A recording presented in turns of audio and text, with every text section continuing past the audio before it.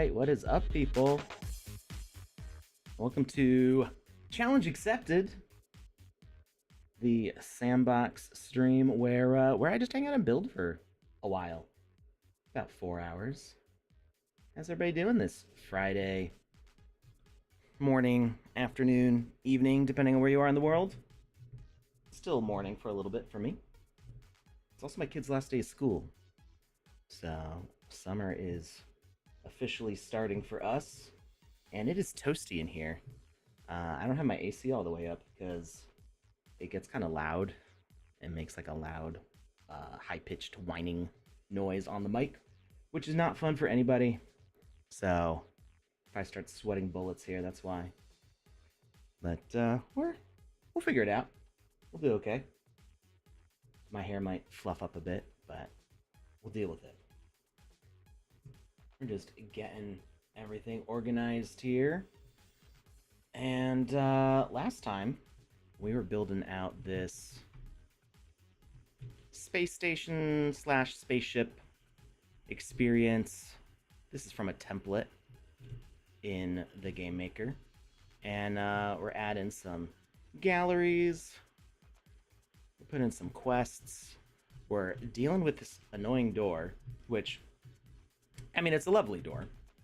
It's built by one of the OG artists here at the Sandbox, but it has some technical issues, which I think we figured out. And actually, this might mess things up. Hold on. I just shifted a little bit. It's fine. I think I can go and grab the file. I think some fixes were made by one of my fellow artists here. And I'm not going to replace the basic asset yet. I want to make sure that's not going to mess anything up for anybody. But we can at least upload it to my account with some fixes and see if it is better. Here it is. Just grabbing the work folder here. Large space door version 2. All right. So how's everybody week? Wow, I can't talk. We're off to a great start. How did everybody's week go?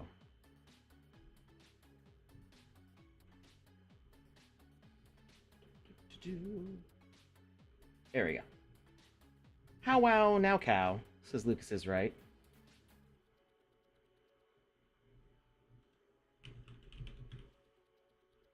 You know what, Lucas? You know what I say to that? You know what I say to that, Lucas? I say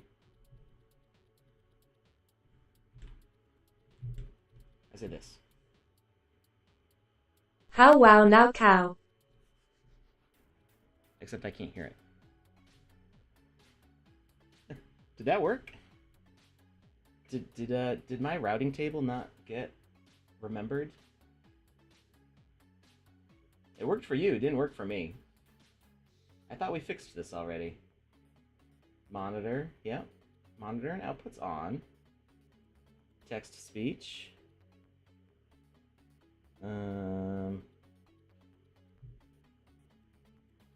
Why do I have this set for audience? Let's go back to my routing table.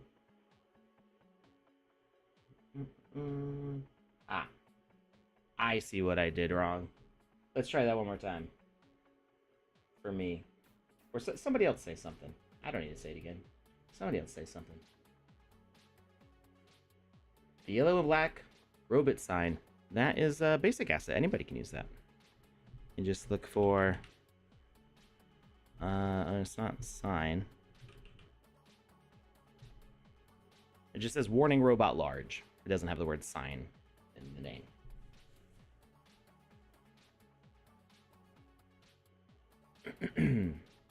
So what I had done, and I don't know if I needed to do this when we went live with Pandas. LUKUS loves love. Why? Why did it spell your name out letter for letter?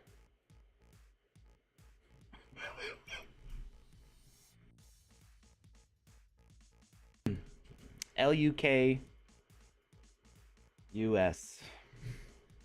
Loves love. Indeed.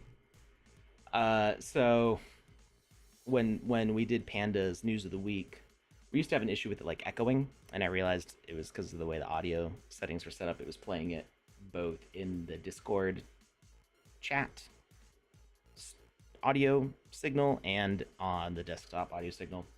And I wanted to make sure that wasn't happening when we were live last time.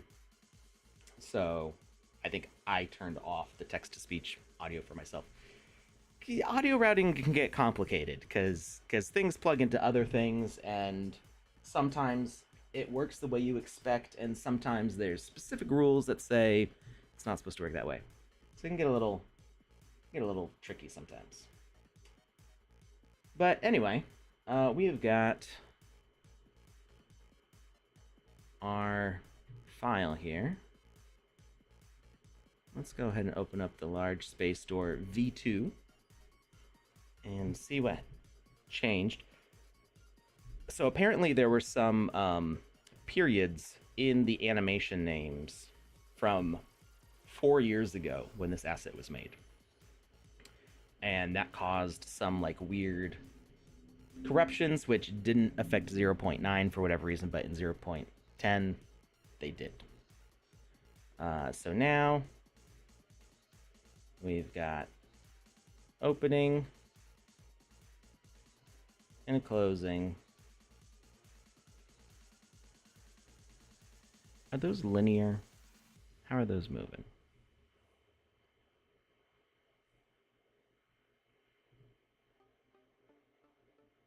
They are curved, so they start up quickly and then kind of slow down into position. That's fine, I think. I may have them, I would maybe use like a ease in and ease out, so it like accelerates and then slows down again. But I don't know, they're space doors, so you know they're quick to start and then ease to a close. Now the real issue, and it looks like it may have been fixed already. No, it seems like maybe they're still just a meter wide. The real issue with this door, as lovely as the door as it is that you can't really use it without Z fighting. Like, no matter what. So because it is exactly 32 voxels wide, if you try to place this overlapping with the block, it will Z-fight on both sides of the block. And if you if you try to move it to one side, it'll go to the outside of the block on one side and to the inside of the block on the other side. So like no matter which way you use it, it like ends up kind of awkward. So we actually want to make this 34 voxels. We could do 34, or we could do 33, and then it would be just one, or it would be half a voxel on either side. But I'm okay with 34, and we're just gonna double things out on both sides. Gives us ample room to work with. So I've expanded the width. Hey, play a game for fun. Hi, Mr. Pizza Man. How's everybody doing? We're going to make this grow on both sides.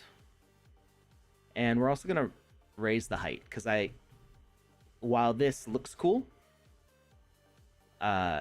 if you place it in a, you know what? Maybe I'll leave it.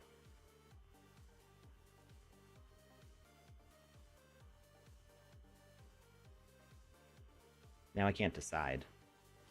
So the idea is that if you place this with blocks lined up on the inner edge, like this,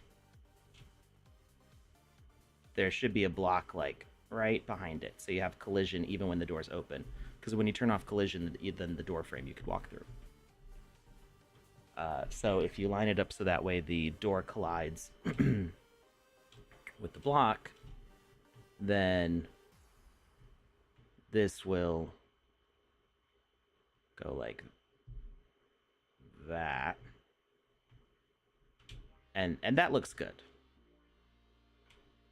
Right? But if you do it as a 4-block wide opening, then you get this weird gap at the top. And that's no good. So I think I kind of want to fill this in for this use case, but not all the way to the edge. So we'll make like almost like some wiring in here. Play Game for Fun says, I'm great. First coin won on today's stream. Now on my work. Which, what do you mean? First coin won? Oh, somebody won the coin that you minted on your stream. That's great. It feels good to give people cool stuff. I know that very well. It feels good to like do things for people that way. And just have a good time with it all. Alright, so we got that, and then we're going to let's select the other side here. Oh, no, I want the block selection.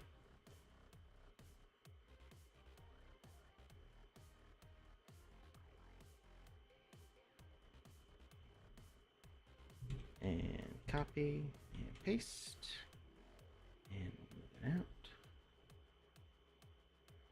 And I think, do we end up with something weird here? Or is that okay?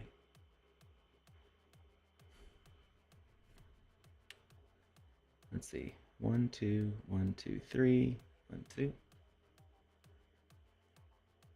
Oh yeah, we like stretched it out weird. That's not what I meant to do.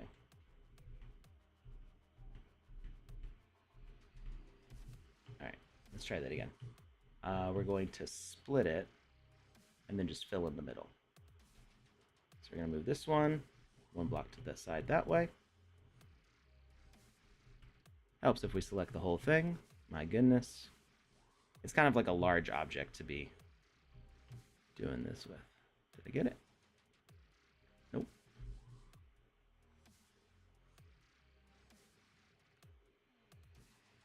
There we go. Now I got all of it. So we got a little gap there in the middle. And then we select this whole side.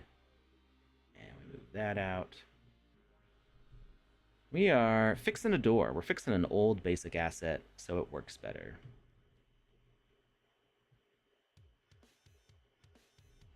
And now we can copy and paste that and fill in the gap. There we go. Basically, not really a change.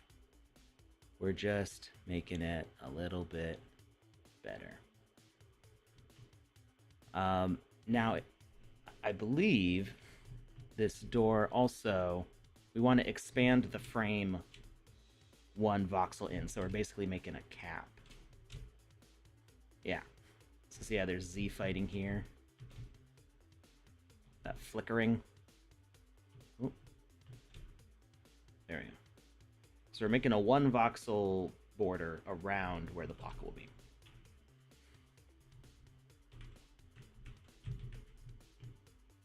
Hey, MBot Gaming.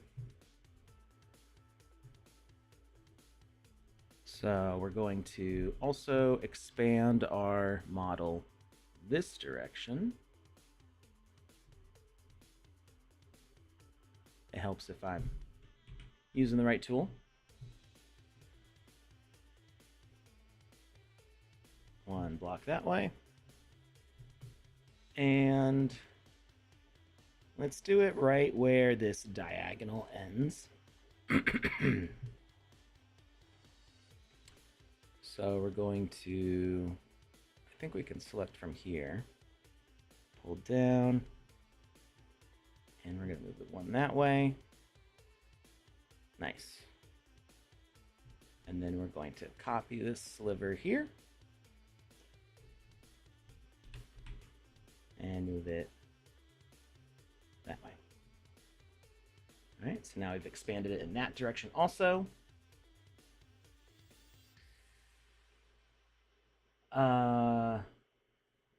Sorry, Mbot Gaming. I'm having a hard time reading that. Do more Play Store uploads? I'm not sure what you mean by that.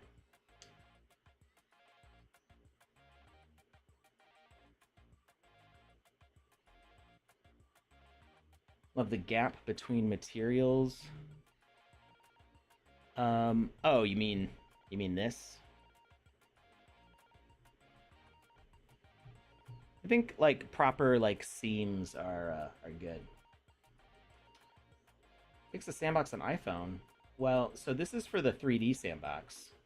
I'm not at all involved with the iPhone game. I think there's still some people who work on that stuff, but it's definitely an older product, so updates and stuff are probably not as quick to come out. I'm not sure how many people still upkeep that. There is still, I'm pretty sure there's still a Discord for it, but it's different from the regular Sandbox Discord now. I think it would be under the Sandbox Evolution, so you can check that out. Mr. Pizzaman asks, do you happen to know if I can use a Wacom tablet with VoxEdit? I'm not sure. I have not tried it in a very long time. I actually don't know where my tablet is because I haven't used it in forever. I had a Bamboo Fun from 2008, which as far as I know still works. But I think it's in a storage box because it's just not something I use very often. I have an iPad Pro, so if I want to do like sketching, like digital drawing and stuff, I usually do it on that. I seem to remember there was an issue with rotation. If you were using, say, like absolute position versus relative position with the tablet, it could like freak out the view pane. I don't know if that got resolved or not.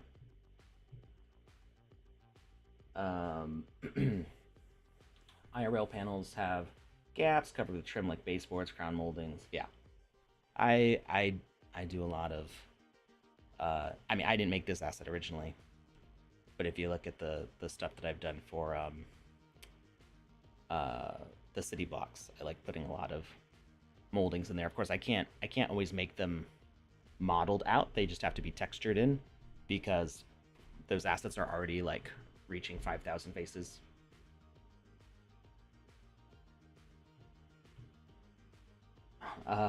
Pepe, Sandrush, AIGC. I'm not really like, I don't get involved with that stuff much, so I'm actually, off the top of my head, I'm not even sure what AIGC is. I know UGC is user generated content. You mean AI generated content? Is that what that is?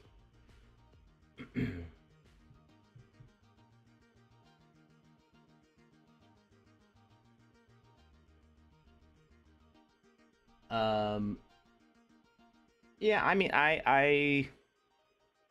so if you're talking about Sandrush's Magicavoxel tool,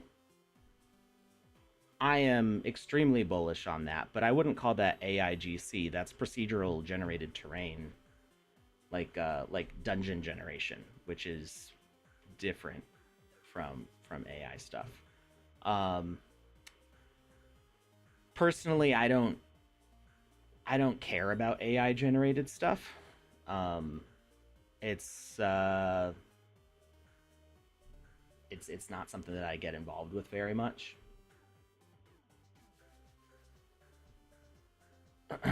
AIGC procedural. See, I think if it's called AIGC, that's gonna cause division between people. because there's people who are very anti AI and people who are very pro AI, and they don't get along typically. Um, and if it's just procedural generation, I don't know. As far for what I've seen of the SandRush tool, I haven't seen AI being used in it, but I haven't looked into it that much. Um, was that today? Was that Andy's thing with them? I didn't have a chance to look into that this morning.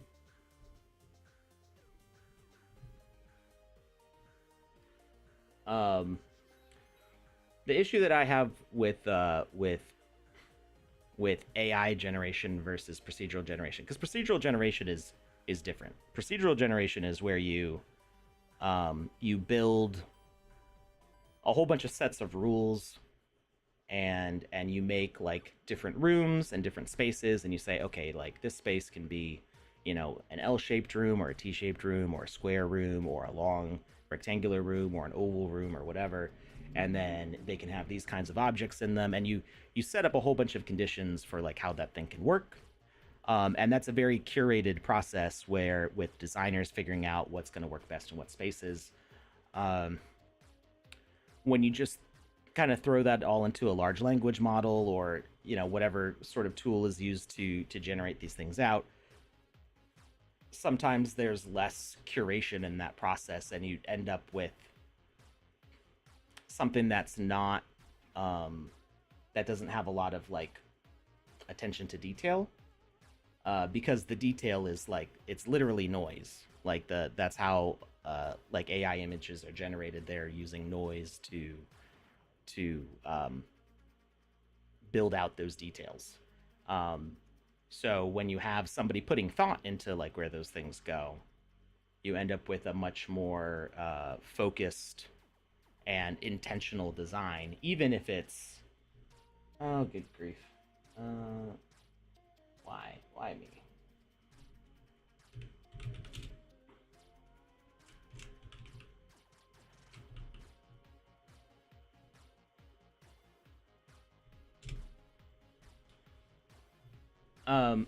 So you and where was I going with that?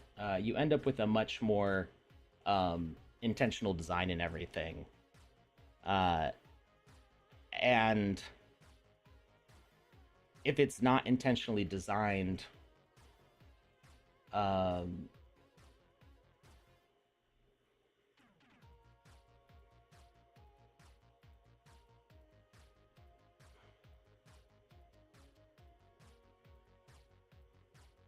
Sandbox Global Dude. Who's Sandbox Global Dude?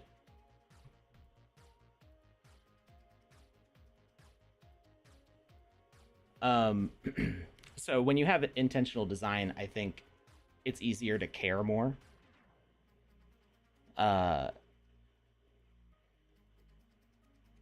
if it's procedurally generated from like artisanally crafted stuff, it tends to be more interesting, and have more meaning behind it.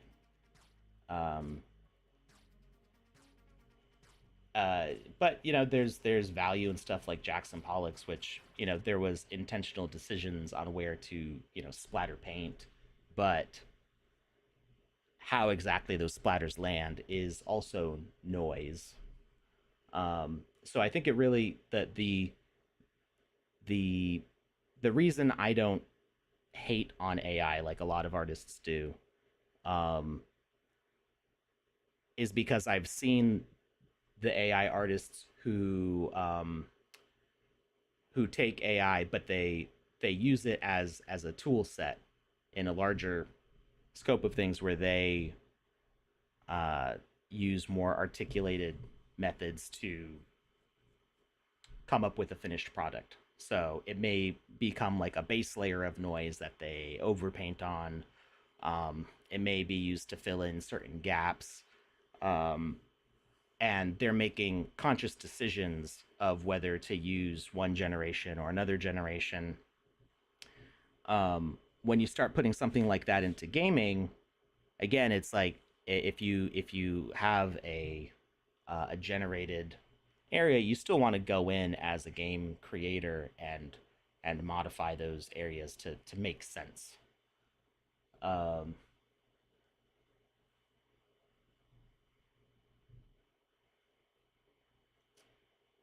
IATSE. You're using a lot of a lot of acronyms that I'm not familiar with.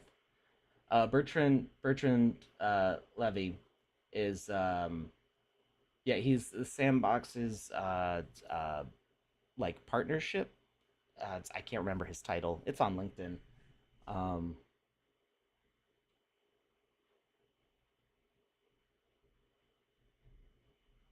yeah, he used to work. I can't remember if it was Universal Music Group or Warner Music Group. He used to be uh, like director of partnerships or something on one of those. So he's helped make a lot of our connections in like music industry stuff. Hey Andy, doing good. Andy, you did your AMA with Sandrush today, right? And yeah, no problem with the video. Um, yeah, so when it comes to like procedural generation, um, oftentimes those things are like very carefully, like you look at like Minecraft and stuff, like that stuff's been very carefully developed over a long period of time to make spaces that um, are interesting, and you encounter like those fully built out like mine shafts and temples and villages and boats and stuff. So that I'm on board with that kind of stuff. If you're letting an AI that's not carefully built out just kind of make a space, and I'm not sure exactly what you're talking about, so I don't want to like over speak on it and like not know what I'm talking about. Um, but yeah, I'm in favor of procedural generation. I haven't seen AI tools as we call them AI now um, make really good gaming spaces yet. Um, I would be curious to see it. Uh, Andy says, really looking forward to the tool they made, doing a demo sometime next week on stream. Awesome. I wanted to do one a few weeks ago, I don't think it was ready yet, and we're doing other things now. So definitely, it's a really cool tool. Um, Building out, taking a space like that that's generated, then going through and modifying it and putting in your own game mechanics. I mean, you can make a Diablo like, you can make a shooter. You can make all sorts of cool stuff with that.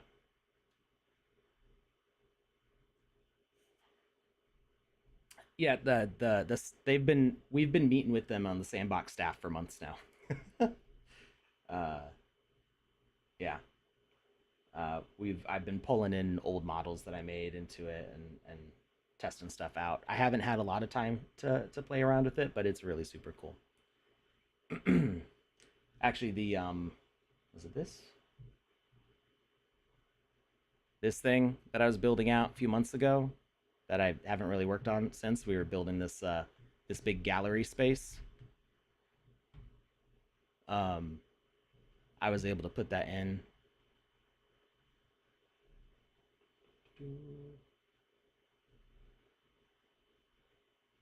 How long have I been live? Doesn't it say it on the bottom of the video? 33 minutes. Good morning, Web3. 33 minutes, but that's not we start and give like a 5 minute warm up. So I don't know. I'm not keeping real close look at the clock.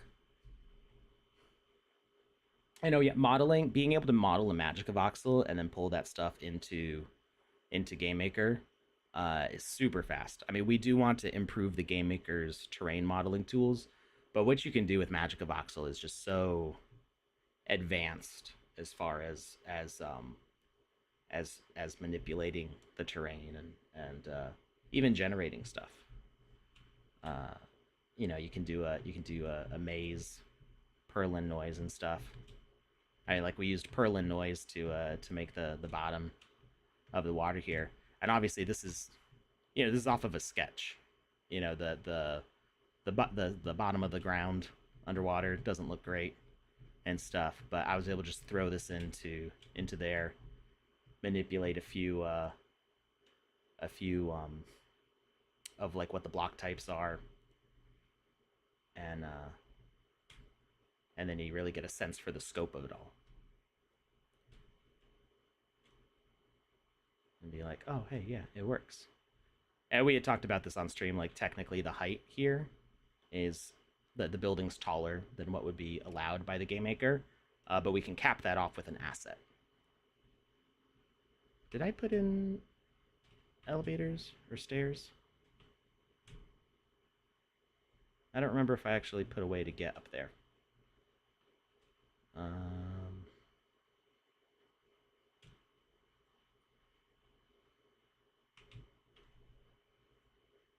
Yeah, it was really cool just to be able to see like all the time spent in Magic Voxel, like what this would look like size wise.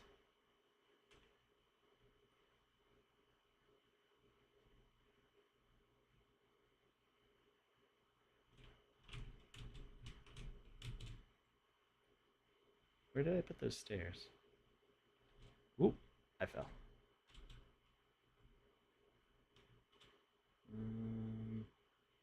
I don't think I can get back up from here.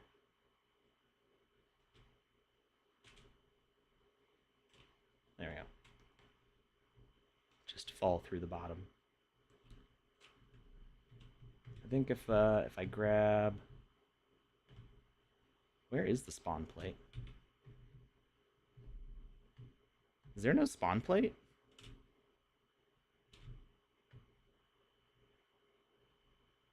Oh, there it is.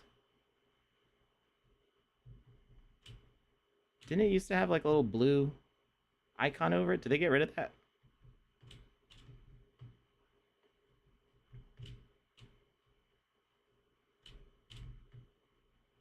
I say didn't they, but I know that they did.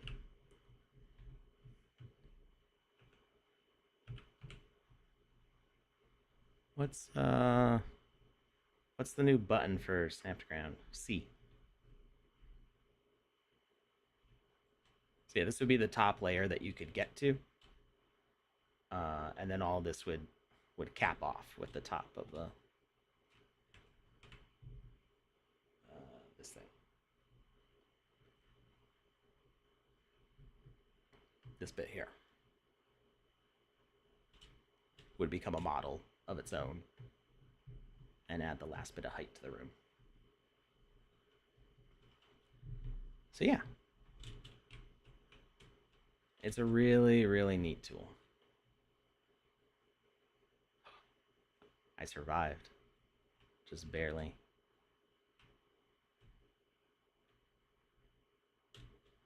I may eventually get back to doing this. No immediate plans for it because I'm doing the Builders Challenge stuff. But yeah, I would like to finish this off eventually.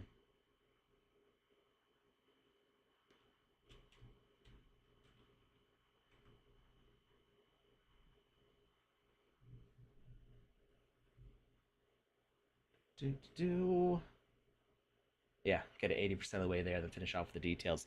Yeah, so I mean that's not even. I wasn't even referring to the Magicka voxel building because I'm guessing Sandrush was. Did Sandrush show the generator stuff? Am I speaking out of turn? I didn't get a chance to watch the AMA. But I think they showed the generator stuff. Like that's what the screenshot showed. Just like dungeon generating. That really excites me to be able to just be like, bam, here's a world, customize it a bit in the settings, and then pull it into the game maker and build your mechanics in that space.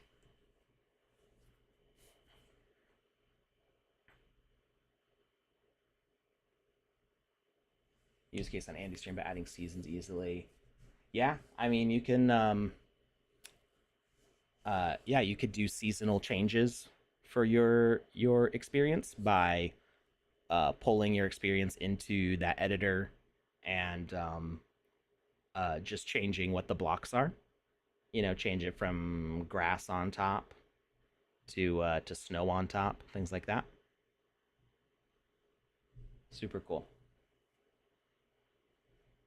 Today was more about discussing the SIP, talking through the process. Yeah, the modeler I had up was Magic of Voxel. Yeah, this is Magic of Voxel. This is still my favorite modeler. I use VoxEdit more often now just because most of what I'm doing doesn't need Magic of Voxel, but I do still use Magic of Voxel. I That's sort of not true. Like the most recent projects I've been on were done in Magic of Voxel just because of how big they were. The site went live. Nice. Yeah, post the link. Please do. You can take a look at it real quick.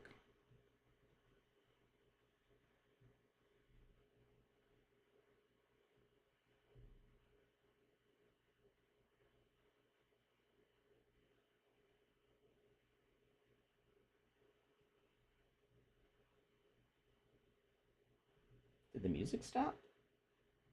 The music stopped. It's supposed to loop. There we go.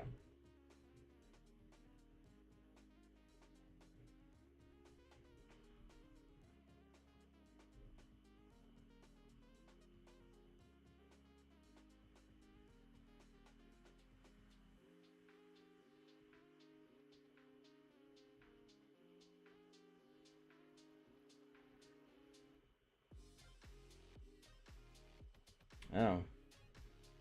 Apparently Dino had an outage.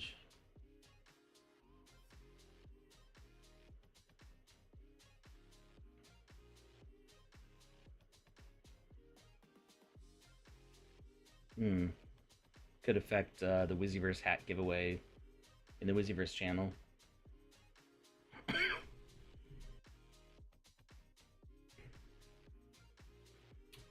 Um, Also, there's an announcement about Bitsky.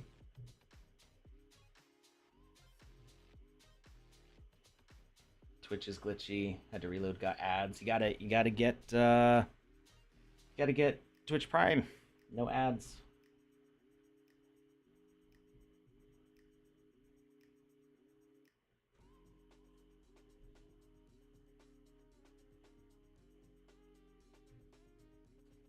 Can't use it yet. Just shows some extra images and info. Okay. All right. Well, here's Magic Palette. Ooh, that's cool. A little card animation on them. Sandwich has a great sense of like. I like their graphics. Everything just looks so like poppy and fun.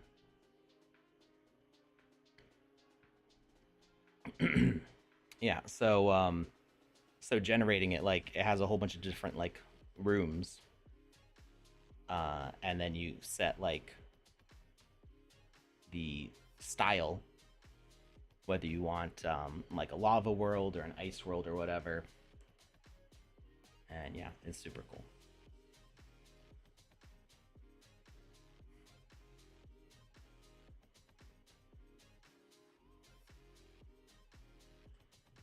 All right. Let's see if I can pull up that thing about Bitsky. Announcements channel. Important announcement for Bitsky users. Bitsky is joining Phantom. People already knew about that. That was announced a while ago.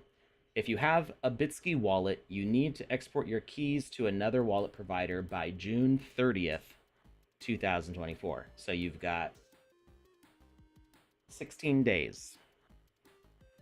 To export your Bitsky wallet keys, visit bitsky.com for more information. Remember to also disconnect your Bitsky wallet from your account at the Sandbox and connect your new wallet. For a step-by-step guide on how to change or disconnect your wallet at the Sandbox, check our documentation. So there is an article on docs.sandbox.game. Does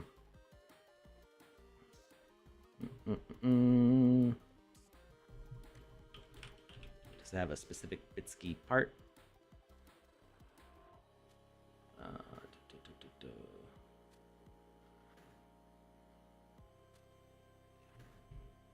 I don't see a part specific to that, but it does have about how to change or disconnect a wallet right here,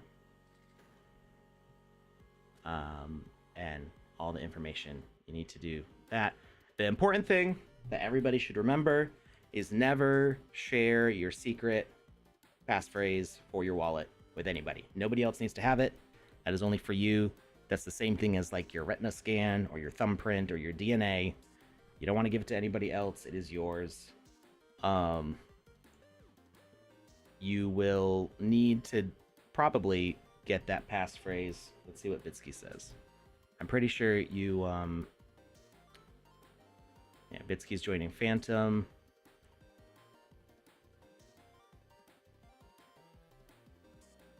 I'm pretty sure the process is something like exporting. It'll give you the keys, the secret keys to your Bitsky wallet, and then you can load those in to create or to add that wallet to MetaMask, because that wallet exists on the blockchain whether or not you have access to it, and no matter what program you're accessing it with, that phrase key will work in MetaMask, in Phantom, in Ledger, probably. So as long as it supports an Ethereum based wallet, you should be able to use it on any wallet type app. But knowing that that key, those keywords, means that you can control it. So don't give it to anybody. Nobody should be asking for it. A Sandbox staff person's never going to ask for it. If they do, you need to report them. Yeah, that's that. Oh, I should probably share that link in the chat. So if you got Bitsky, use that.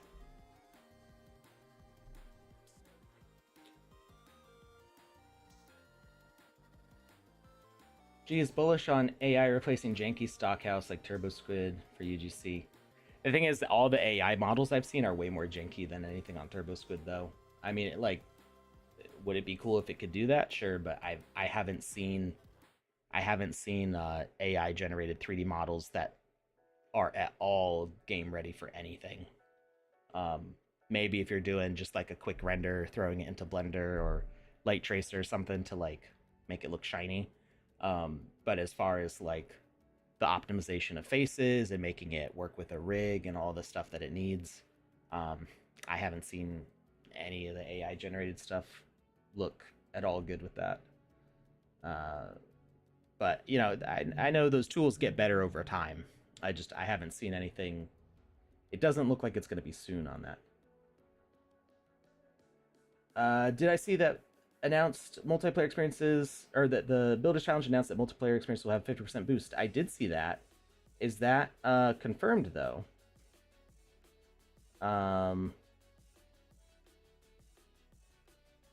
Last I saw, it was still like an up in the air thing. It was posted in the Medium. Okay, let's check out the Medium, because that's relevant to what we are doing right now. Announcing Builders Challenge 2. This is important for us to look at. Very bright.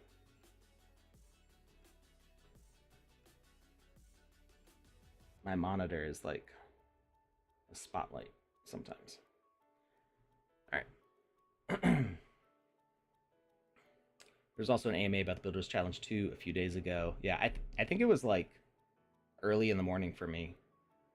It was like 8 or 9 a.m. and I was getting my kids ready for school.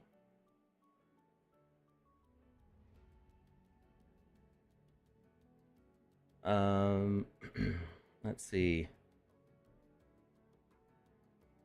So we got the 300,000 sand pool, bi-weekly pool. New experience booster, 50%. Multiplayer booster, 50%. Braided asset booster, 50%. So, okay, all the boosters got confirmed. And note that all 3 boosters can be combined for 150% boost. So yeah, this is what we were talking about last time. But it wasn't confirmed yet. Snoop Dogg, Steve Aoki, Paris Hilton, Care Bears, Playboy, Ubisoft, Warner Music Group, Deadmau5, The Walking Dead, People of Crypto, Invincible, The Voice, Captain Tsubasa, Fist of the North Star, and the Smurfs. All right. So we already have this as multiplayer. It's an experience that was not in the first Builders Challenge. And let's make sure that we've got those characters in there. Let's see. I don't think we have any yet in here because we only added a few assets. We added some artifact, which is not in that list. And Wizzy, which is not in that list. So I think that's all we added. Everything else in here is basic assets, pretty much. So we're gonna need to add three different assets from collections, but we'll get there. Because first, we want to fix this door.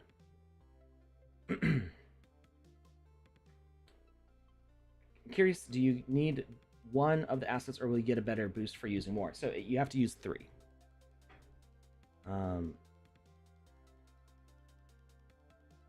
Experiences that host at least 3 unique assets. So I don't think you get more of a boost for having more. I think you get the 50% boost for having 3 or more. But it does need to be 3.